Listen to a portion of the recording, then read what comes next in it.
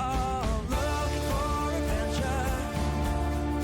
We are all looking for adventure. Hey friends, welcome back to the Marriage Adventure Podcast. We're your hosts, Daniel and Bonnie. Man, we're so glad you're here with us today. Christmas is right around the corner, and if It is not around the corner, it's here. I know, and if your family is anything like ours used to be, Christmas morning can feel like it's a little bit crazy. The whole season gets crazy. The kids are excited, the house is loud, everything's rushed, and by lunchtime, you're wondering what in the world just happened. All the build up, and now it's over. I know, and there's supposed to be so much meaning wrapped up in this day, but if we're going to be honest, it's easy for Christmas morning to feel more chaotic than Christ-centered. Mm-hmm. So today we want to help you slow down and reconnect and experience Christmas morning in a way that brings your marriage and your family closer to Jesus and to each other. Yeah, so we're going to share 3 simple, super practical things that have completely changed Christmas morning in our home. But before we get into those, I want to take you back to something that is kind of nostalgic from our childhood, Bonnie. Oh, so okay. Do you remember that every probably August or September, when you were a child, this big thick book would come in the mail? The Sears catalog. The Sears Wish Book. Yes. Yep. And so I did some research on our Sears Wish Book, Yeah. and it started in the 1930s, 1940s. Sears came out with it, and it highlighted all the toys. And so if you're younger and you're listening to this and you have no idea what we're talking about, Ask your parents. man, if you're an older boomer or a Gen Xer, Oh, yeah. this, especially in our generation, we're Gen X. I mean, this was big time. Pre-internet. This Yeah. big thick book, the Sears Wish Book, would come in the mail, and I remember the first half of it was like clothes, and there was even Christmas decorations and all that you could buy. But starting about midway to the back, the last half of the book was toys. Oh, yeah. And toys, and it was every toy you could imagine that kids loved. And man, we would get that, me and my brothers, and we would just look at it I all would the like time. dog ear all the pages and circle Yep. stuff and Circle put my stuff you initial wanted. next to it. Yep. Yep. And we would get, I mean, that was such a neat Mm-hmm. memory, was the Sears Wish Book. Your mama still has one, I think. She's Yeah. pulled out before. Well, I've got one that I've got saved up in our attic somewhere, but a few years back, Target started sending these, and then recently this year I got something from Amazon. And Really? I think that's smart because, these little kids can't get on the internet. I mean, we just go on Amazon and look for what we want, but Yeah. little kids usually don't have internet access, so they're like, there's an untapped market there. That's right. We're going to get something sent to the house. The kid's like, what is this? Can you Look at imagine the a toys. paper book. Amazon's putting out a paper I know. book. Smart. But it's good. It's good because we realized yesterday Amazon doesn't have a way to hide purchases. Used to, you could archive them. Yep. But Nope. they got rid of that feature. At least where we live. Yeah. Yep. And so now when your kids, if they go on Amazon to look for something, they're going to see what you bought them. So it's Well, good and to you have and a book. and we figured this out because I got something for you. One of the kids wanted to buy something for you, and I bought it, and I went on there to archive it so you couldn't just see it. Yeah. And I'm like, How do you hide it? I spent an hour and a half trying to figure it out and just couldn't. Wow. Sorry. So Well, if you see stuff. As nostalgic as the Wish Book was, and as wonderful it was, and I just thought, this with Amazon doing that's a really neat idea. But I think there's a subtle problem arose over those generations, right? From probably the 50s to 60s, 70s, and all through today, over the past 60-something years, is it shaped generations into thinking Christmas was just about getting stuff. Oh, yeah. I think it turned us into very selfish people at Christmas. And maybe that's where the Christmas list came out of, I don't know. Yeah. But anyway, so I think Christmas morning has slowly shifted from worship to wanting. Ooh. Well, today we're going to talk about how we can shift our Christmas morning back from wanting everything, anything and everything, back to worship. Are you looking for a transformational investment in your marriage relationship? Or whether you're simply looking to press the reset button, or you're heading into a new season of marriage, or maybe you need to process and debrief a particularly tough season, Well, a marriage intensive could be the answer. These are private, 3-day, all-inclusive intensives here at our farm retreat in the foothills of the North Georgia mountains. They include lodging, all meals, and 21 hours of coaching to help you and your spouse reconnect and strengthen your relationship. Well, if you're interested and you like more information, visit themarriageadventure.com/intensives.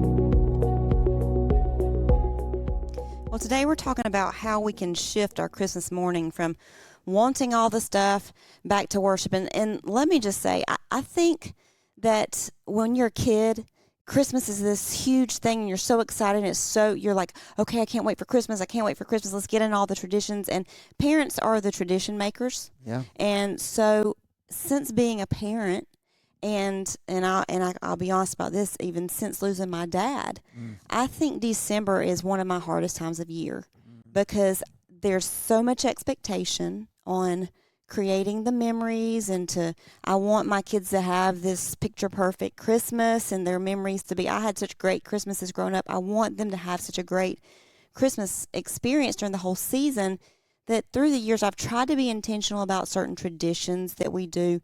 But it's so stressful on parents. It's a lot of pressure for us. And so I think because we've created this culture of the wanting and what do you want and how can I give you everything this month? Yeah. That it's taken the attention and the focus off of what the true intention is. Yeah. And so I know for us, we've always tried to be very intentional about our Christmases and what that looks like.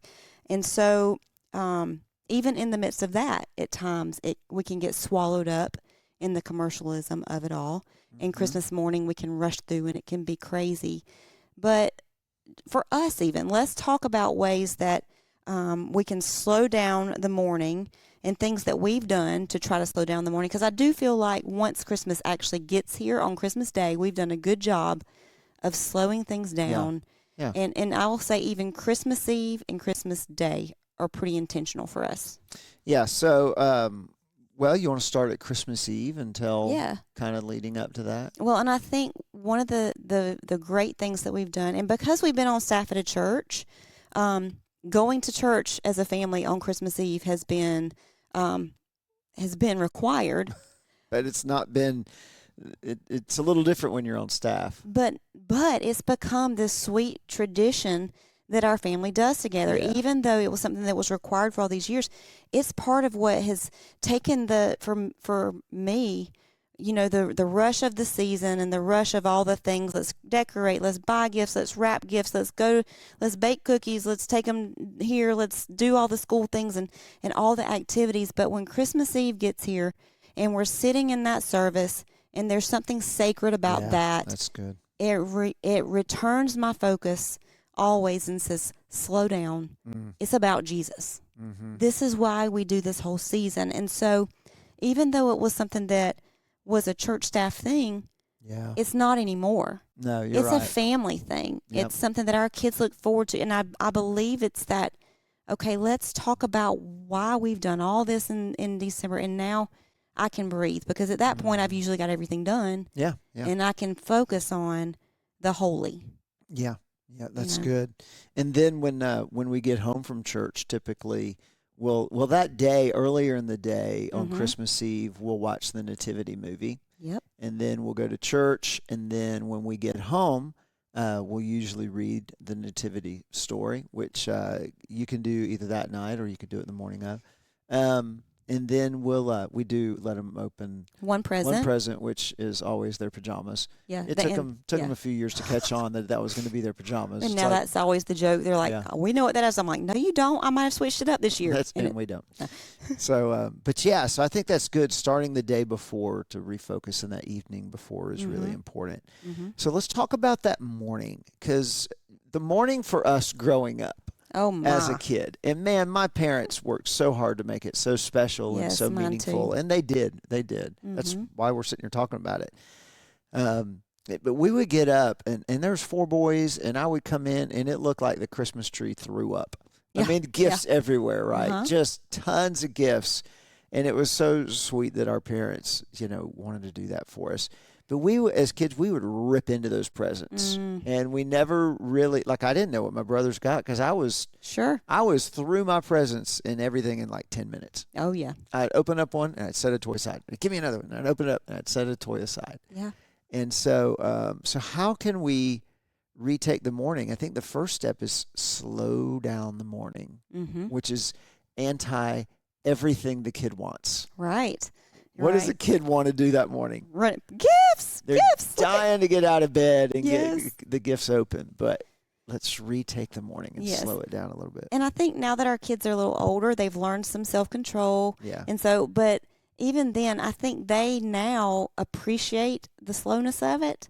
They like that, and if we forget something, because normally we'll do an Advent reading throughout the month of December. Every morning we'll do like a family devotion, and they get to move the little. We did it this morning. Yeah, we get to move the little heart on the, put it in the little pocket of the day, and we do the Advent reading. And so first thing they were like, "Wait, we got to see how the story ends," That's right. And if we forget it, they're like, "Wait, we didn't read the end of our story." And we've had these little books we followed. Jotham's Journey was what we did to start with. That's a good one. And there were a bunch of, and we followed that they have a series of that, and we did a new one every year for a long time. And so no matter what you do, just taking that second in the morning when you get up, read the Christmas story or finish your Advent reading and light the candle or do whatever. But that short prayer or something that sets the tone of the morning. Before presents. Before anything. All of that. And I think that's really good. Doesn't have to be complicated. And of course, you're going to want to make it age appropriate. Sure. Right? Don't make it 30 minutes when you got 3 and 4 year olds. And so the kids still may wiggle, but that's okay. I think that's an important thing for kids to realize is that, you know what, this comes first, even before my wants. Yeah. And of course, as parents, we want, I want it to be for everyone to get everything they want. I've heard it said Christmas is all about the kids. Yeah. But it's really not. And I think it's a good thing to teach our children when they're young that this is not about you. This is about Jesus, and to put the focus on him and say, we do these things. And I know we've through the years, and we'll talk about some things we've done, but we've always said, we give you these things because we love you. Yeah. And because Jesus loves us. Yeah. And I'll say, as parents of older teenagers, well, 14 and 16 now, so mid teenagers, having done this since they have been alive, they do not regret. They do not say, "Oh, Christmas has always been a letdown because it was too meaningful spiritually." No, that's right. No, I mean it's always been special, and the whole Christmas season you're going to do fun, meaningful, special stuff. Colby, our 14-year-old boy, he loves it. He loves it. He's like, I can't wait till Christmas season can get here because he just loves everything about it, not just the presents. And so I think that's really good. It has really changed the atmosphere in our home for Christmas morning. And I think the reason he loves the whole season is we are probably more intentional about family traditions and family moments in the month of December than we are at any other time. Yeah. And I think he loves, and they both love, the family connection that we make through the Advent readings, the looking at lights, the decorating. All the things are scripted, and it's something they can count on. Yeah, I think that's really good. That's really good.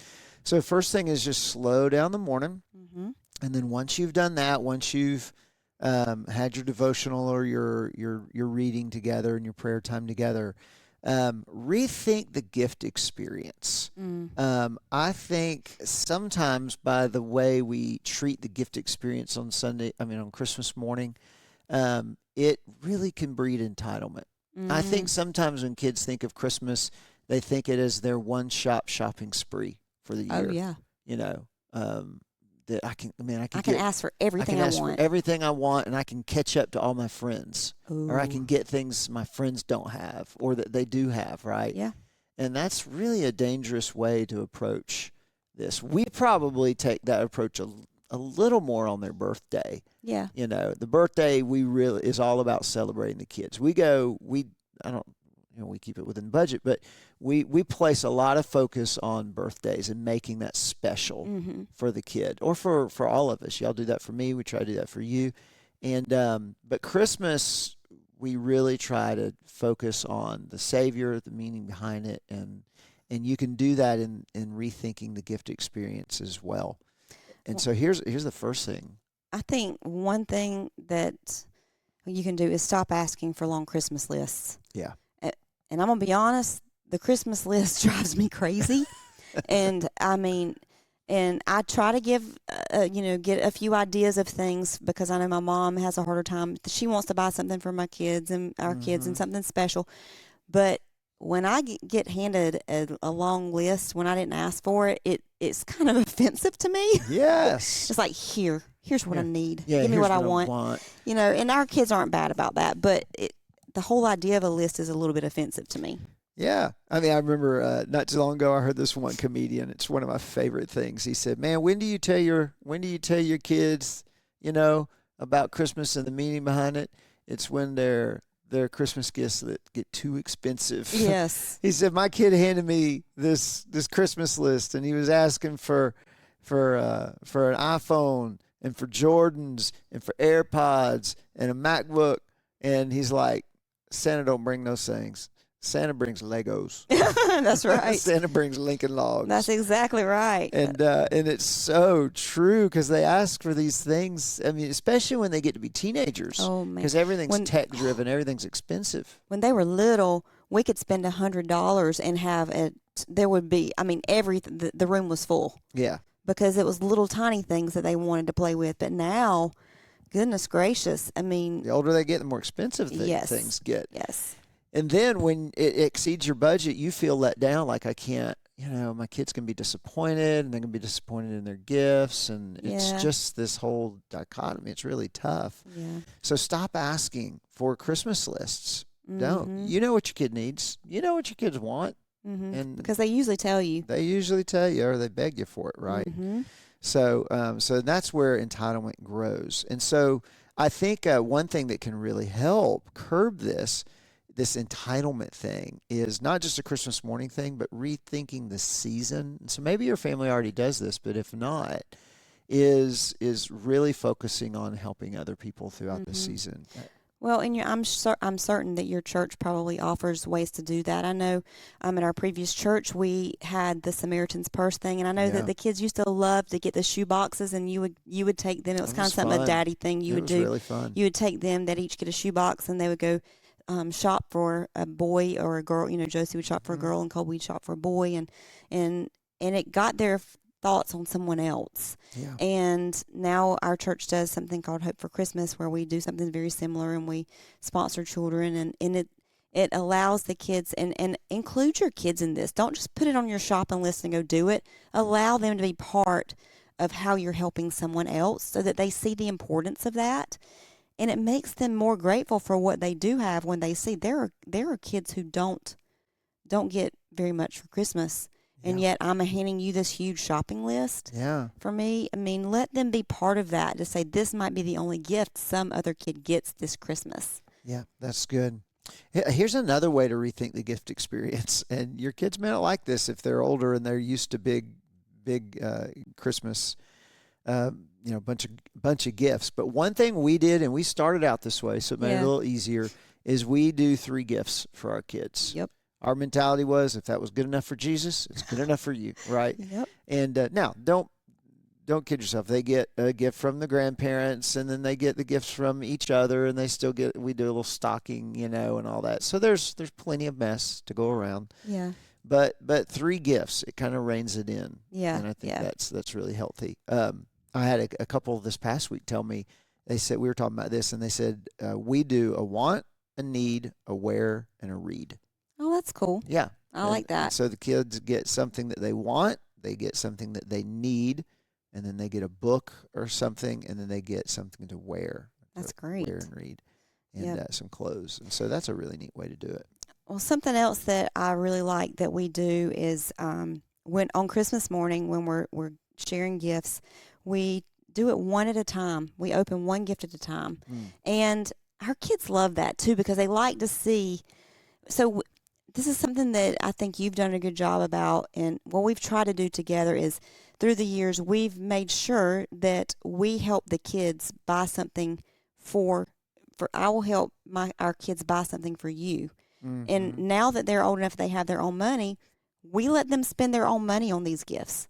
Oh yeah. As well, because I don't want them to think this is all about what we're giving you. No. But you need to understand that Christmas is about giving. Yep. I mean, And sacrifice. and sacrifice. Yes, that I know that it's harder for them to earn money now. They don't. I mean, it's hard for them to earn money, but and if we don't expect them to spend a ton, but something that costs them a little something, because isn't that ultimately what this season is about? The fact that Jesus gave, that it cost him everything. Yeah. It cost him everything to come to this dirty, stinking earth and go through what he did for us. And the whole reason that we give, and we try to explain this, the reason we give you these things is because Jesus gave to us. And we want to cultivate a heart of giving and not just getting.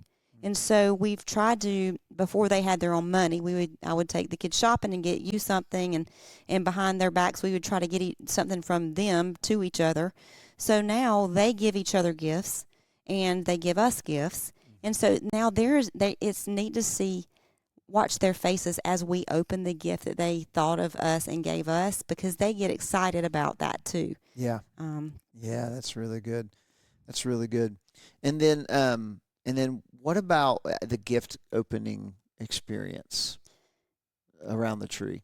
What do you mean? It's like that one at a time thing? Yeah, just passing out one at a time. Yeah. Colby always wants to do that. Oh, yeah. He always wants to be the one under the tree passing out that gift. Yeah, and we try to make sure we go around and take turns, that everybody gets one thing at a time. And yeah. Do you remember a couple of years ago, Colby did something really special for Josie?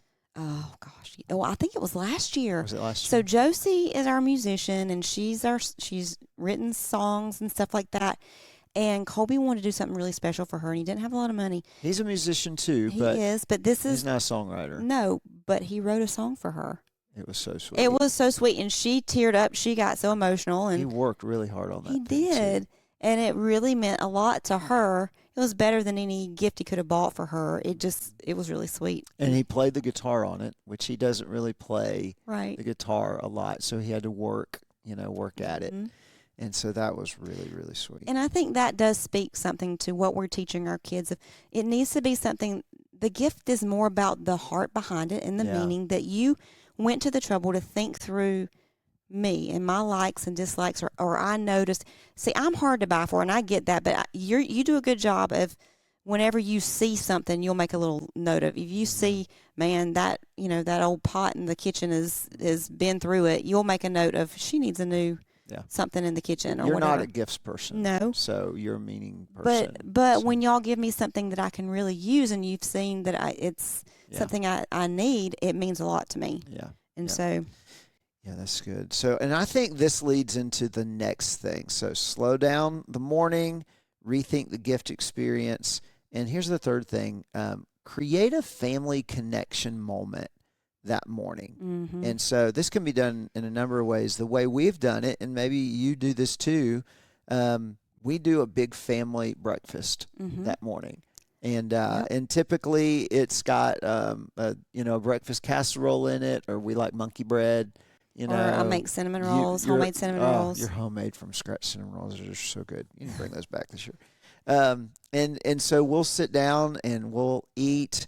And then while we eat, we'll go around the table and we'll share. We do this on birthdays. We tell every birthday, when we have their birthday dinner, we go around the table and tell what we love about that person. And we keep going around and around until we run out of things, and then it gets really stupid and silly. But it usually starts out really meaningful and deep, and then into silly. But at Christmas, sit around the table and share what you're thankful for, or share, a memory, a Christmas memory, or tell about your favorite gift, or why you bought this gift for that person. Something that's going to create a family connection. Yeah. You can buy little question and answer cards that you can do, one of those little games or something. But I think that's neat. And I think that's what you said there about telling what you're thankful for. Gratitude really does ground you spiritually. It does. And it bonds you to each other when you're sitting around talking about what you're thankful for, because maybe that kid didn't get what they wanted the most. But we've all got something to be thankful for. And every year, you're not going to be able to spend tons of money. There are times when, man, I'm going, okay, this year might be a little lean, Yep. but we can still talk about the gifts that God has given our family throughout this year Yeah. that are relational gifts and blessings, Yeah. or the things we can look back over this year and say, man, look what God did in our family. Look how God came through for us in this way. Mm. And that's better gifts than what we could buy at a store. And Yeah. and that's it has an impact on your family. That's really good. Really good. So, just to kind of wrap up that rethinking Christmas morning, we're not minimizing gifts or the Mm-mm. impact or the how special that morning is be. We're actually trying to maximize it. We're bringing focus and intention to what it's about, and so we're refocusing the joy. And so, James tells us to make sure our affections don't terminate on the gift, but on the giver Yeah. of the gift. And I think that's so, so important. Yep. Yeah. So we want to help our kids value what matters the most, and that is Christ. Yeah. And that's the gift that God gave us by sending him to earth for us to live and to die for us in our place so that we can have the ultimate gift of salvation and a relationship with him. Yeah. And scripture tells us to train up our children in the way they should go and they won't depart from it. And these small habits that you can build into your Christmas morning are just simple ways to disciple your children so that they are grateful and that they focus on Christ and his gift for us and giving others and family. And those all help go in to disciple our kids together. Yep. And this can create some unity during a really, what tends to be emotional and sometimes stressful season. And it just brings your family together. Yep. So we hope today's conversation gives you a few simple ways to slow down and bring meaning back to your Christmas morning. Yeah, and listen, Christmas obviously can be one of the craziest, busiest seasons of the year. It's beautiful, but it's also easy to get pulled apart during this season. And honestly, it's not the only season like that. Oh, no. But if you want these Christ-centered rhythms to last, you've got to protect your marriage in the busy seasons and not just the holidays. Yeah, so after this episode, go check out our YouTube episode called Protecting Your Marriage During Busy Seasons. It's really going to help you stay connected and stay on the same team and keep Christ at the center, not just at Christmas, but all year long. Well, we love you guys. Hope you have a Merry Christmas, a Merry Christmas season, and we'll see you next time on the Marriage Adventure Podcast. We are all